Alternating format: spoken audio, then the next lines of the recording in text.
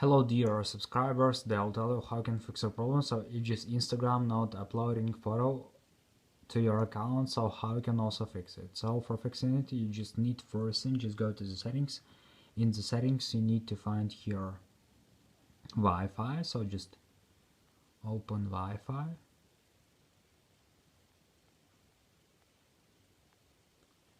Just turn it off and turn on again. So after if you use Cellular Data, just open Cellular Data, just try to turn it off and turn on again.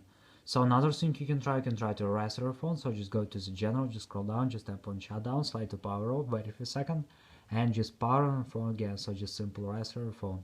And if you still have this error, so you can also just try to update your Instagram app. So just go to App Store, just go to Search tab. In Search tab, just write here Instagram.